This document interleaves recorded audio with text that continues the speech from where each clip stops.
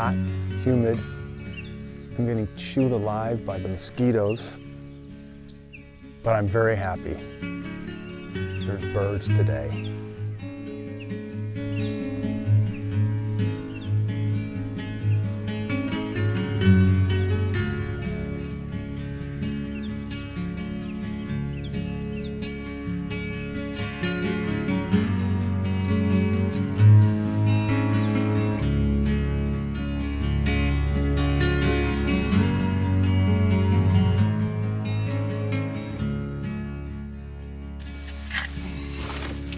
Next stop, coffee.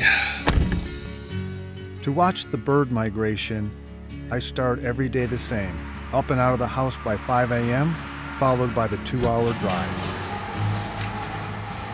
All right. Camera gear and insect repellent don't mix. Before I take out any camera equipment, I step a long ways away from the car and put on a good coating. If you don't, you will be eaten alive.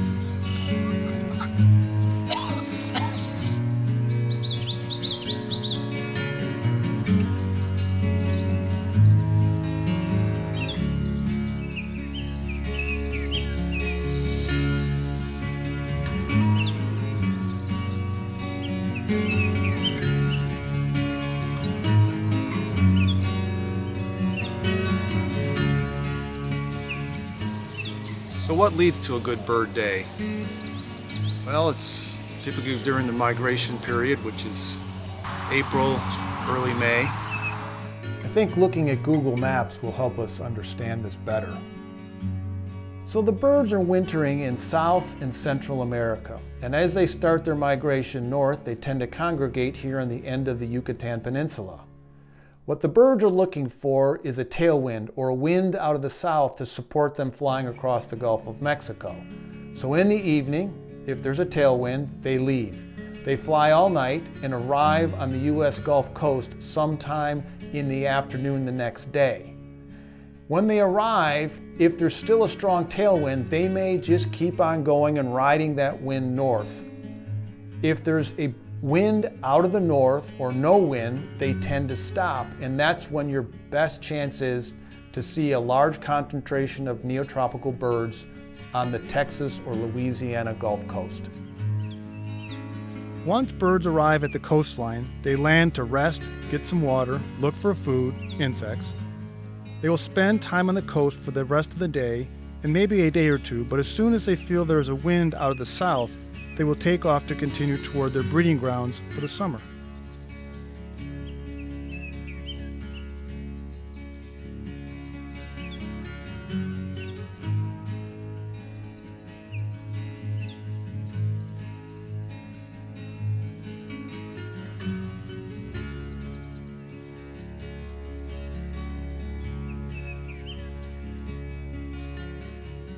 I have put together a chart to show the number of days I visited the coast and which days were the best.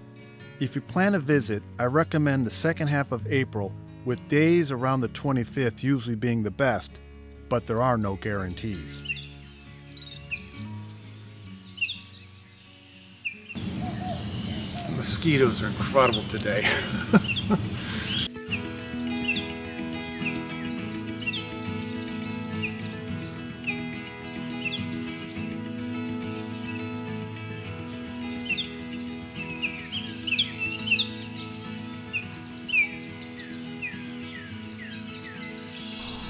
Birding involves a lot of standing around, sitting, walking, looking, and hoping to see birds.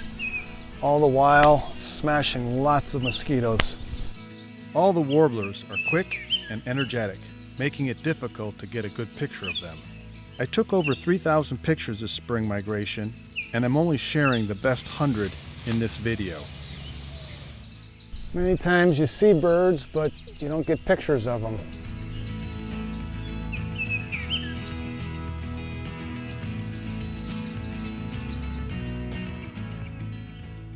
Even the catbird, which is fairly common, is fun to watch getting a drink and taking a bath. After watching birds for some time, you can start to see their personalities come through. It's easy to tell when a bird has just arrived from its flight over the Gulf of Mexico, as it is usually exhausted. It's important to give all birds their space, allowing them to relax and recover.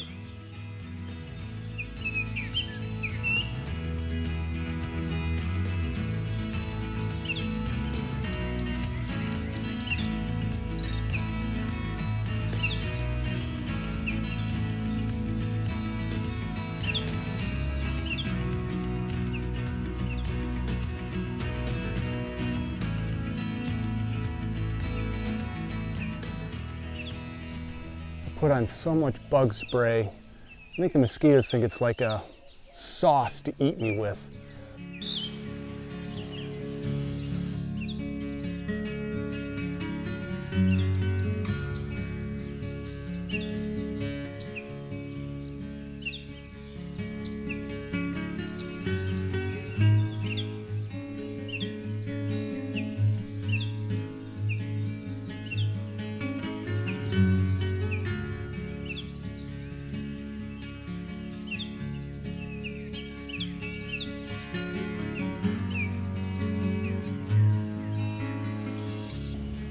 Very windy, which probably means it's not going to be a great bird day, but I just find the trees here magical.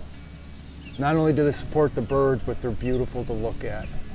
Their drips create a unique environment which is a magnet for the birds and people. All the members of the Golden Triangle Audubon chapter, which cared for this site, are amazing and very helpful. This season I met Howard and Linda. Howard is the namesake for this strip.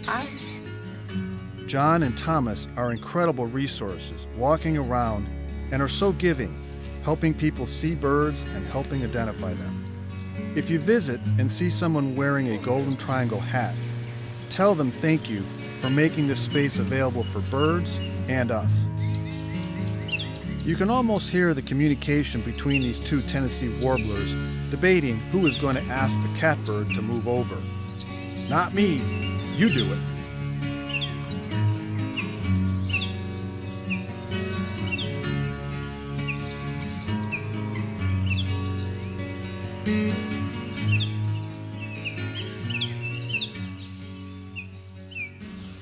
There are many creatures which call this place home, and hopefully you will be lucky enough to spot some of them if you visit. This has been a really unusual year. Typically we find birds showing up, in early April, and we didn't see any significant birds until really around April 20th. When there is a strong tailwind out of the south, many birds will never stop on the coast. This picture of a red-eyed vireo with its head on the branch looks like he wants to take a nap from his long trip.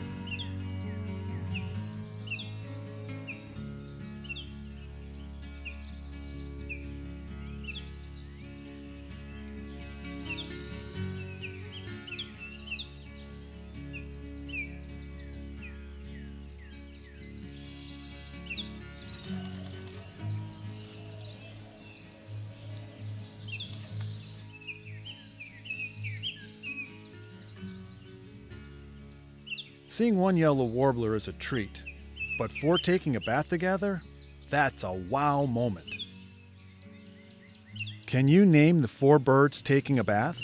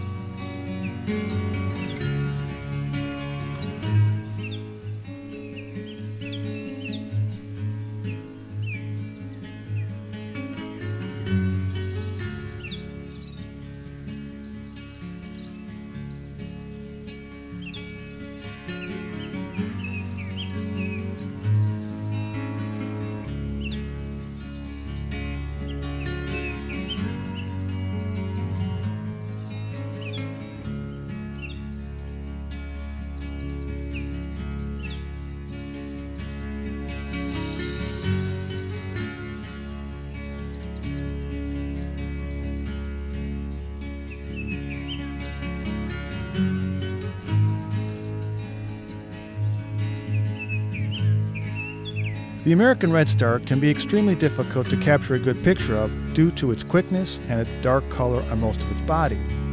This bird will attempt to scare up insects by flashing the color on its tail and wings, and then flying over to capture them.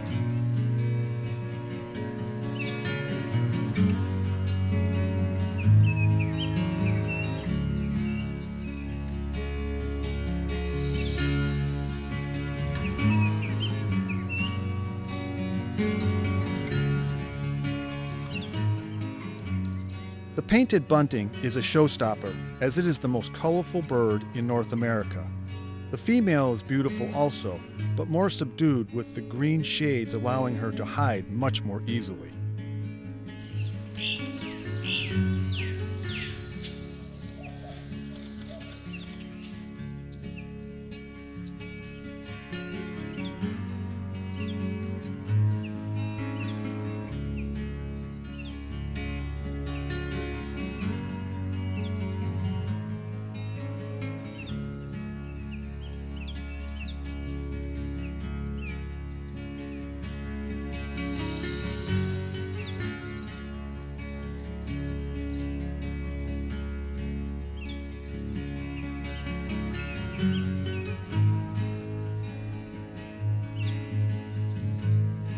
The birds are amazing to watch, but I always take time to talk to people and learn from them.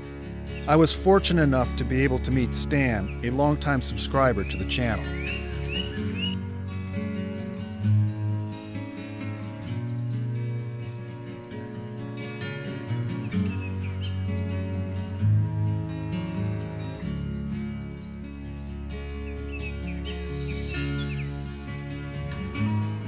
This year, there were more Tennessee and blackpoll warblers than I've ever seen.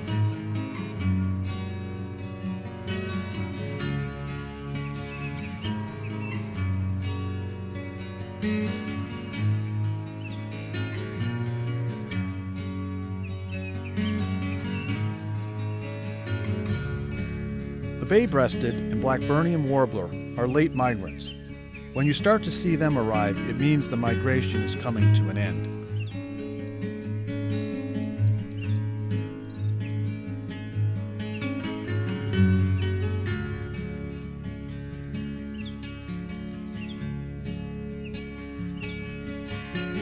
Every time I see a bird eat an insect, I'm reminded how important it is for us to learn to eliminate the use of yard chemicals, particularly pesticides and herbicides. This will support birds and hopefully reverse the trend of declining populations of many songbirds. This will be one of the last days I'm birding this migratory season. Hope you've enjoyed the video. Keep watching the wildlife around your home and take care.